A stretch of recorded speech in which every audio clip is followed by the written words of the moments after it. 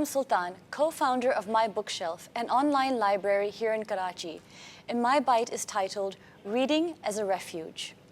Picture this. You shadow a young girl in Afghanistan as she goes about her oppressive day.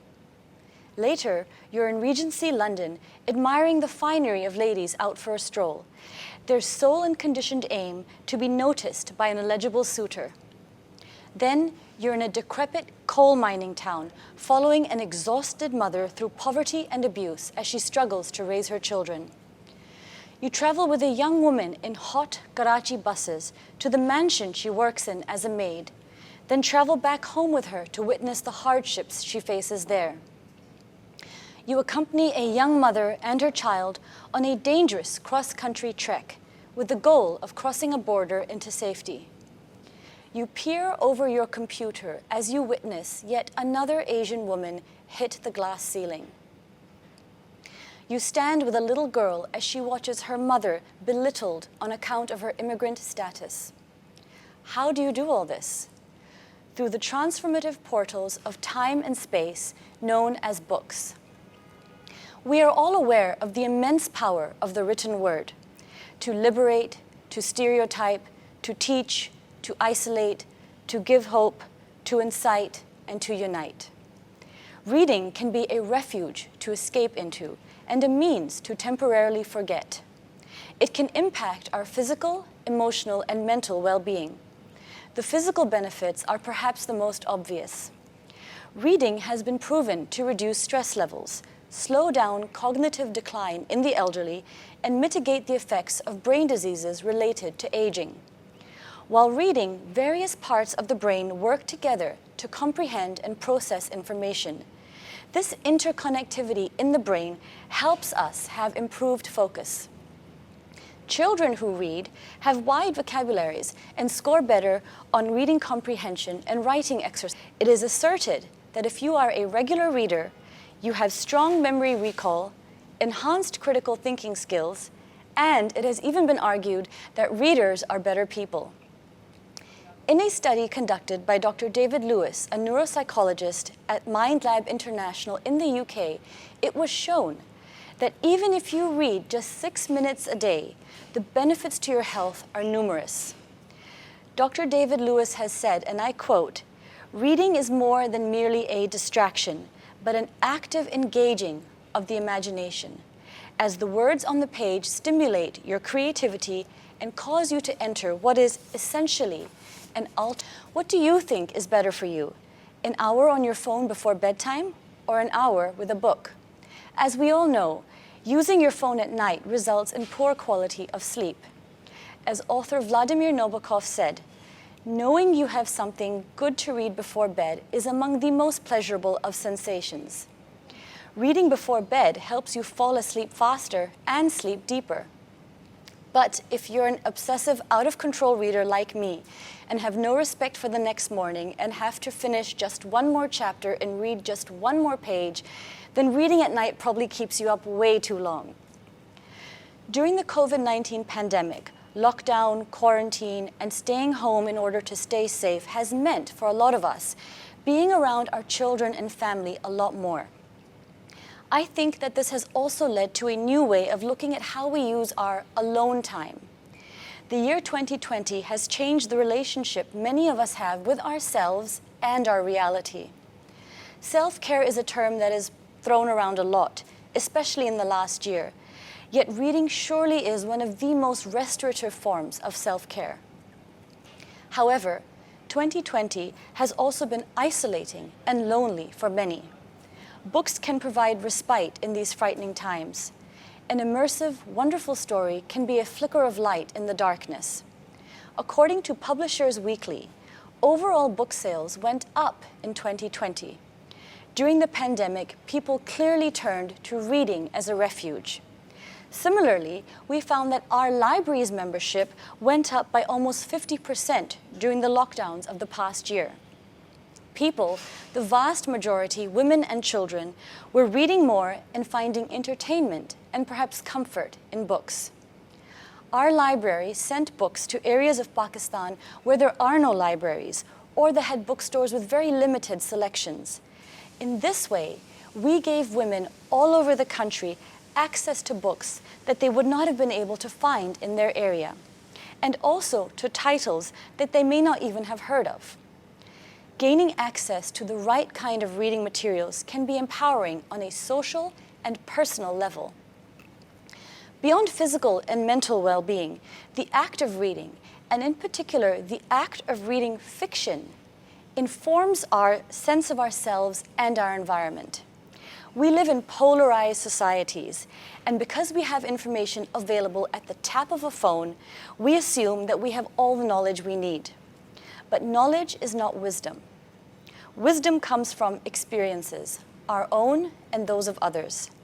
We read nonfiction in order to know something, but we read fiction in order to understand it. The power young girls and women acquire by immersing themselves through the page into other people's stories can break down the notion of othering. Othering occurs when groups are split into a them and us mentality, which then sets up inequality.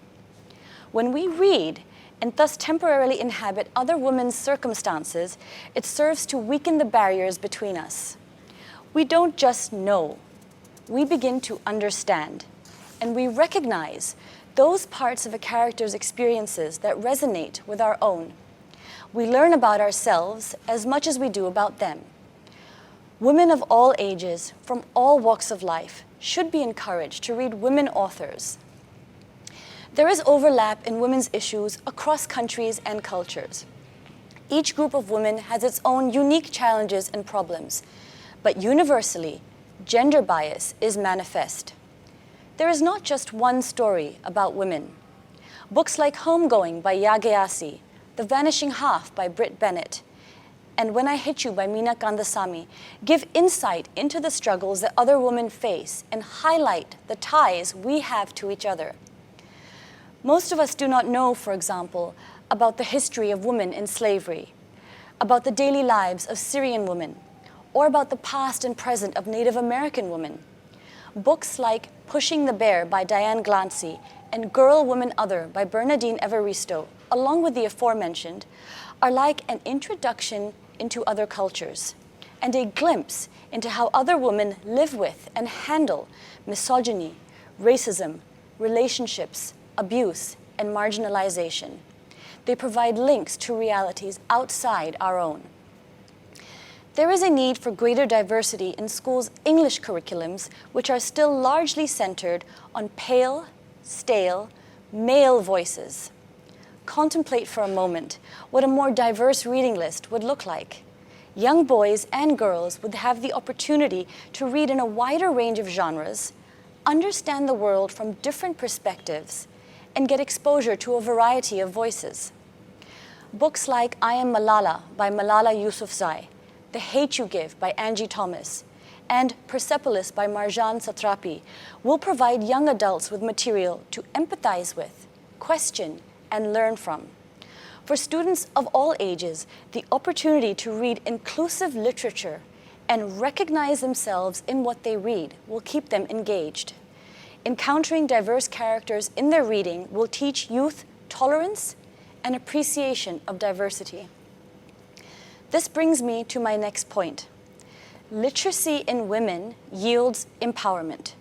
Unfortunately, the World Economic Forum's 2020 Gender Gap Index report, which measures the gap between men and women across 4 key categories of life, ranked Pakistan one of the lowest countries globally. Pakistan ranked at 153 out of a total of 155 countries. The literacy rate for women in this country is around 52%, and 32% of school-age girls do not attend school. According to Human Rights Watch, by class 9, only 13% of girls go to school. There are millions of women and girls in Pakistan for whom entire worlds and dimensions of thought are closed off because they are illiterate. For them, reading is an unattainable luxury. The literacy of Pakistani women must be a priority because literacy leads to awareness, and awareness leads to the recognition and use of choice. The main slogan of the 2020 Aurat March was Mera Jism, Meri Marzi, my body, my choice. These words embody the concept of and the necessity of self-agency and the autonomy women exert on their own lives. Girls must be supported in and encouraged to take ownership of not only public spaces, but also their bodies and minds.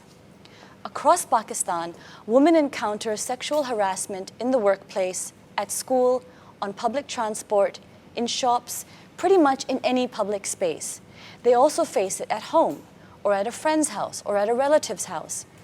What young girls are not educated about from an early age is how to own their bodies, how to recognize when their bodies are being misused, how to protect themselves, how to stop the abuse, how to tell someone, and how to heal from it.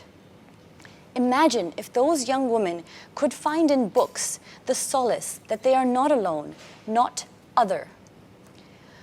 According to a report on the gender impact of COVID in Pakistan by the International Foundation for Electoral Systems, more than 12 million women are home-based workers in this country.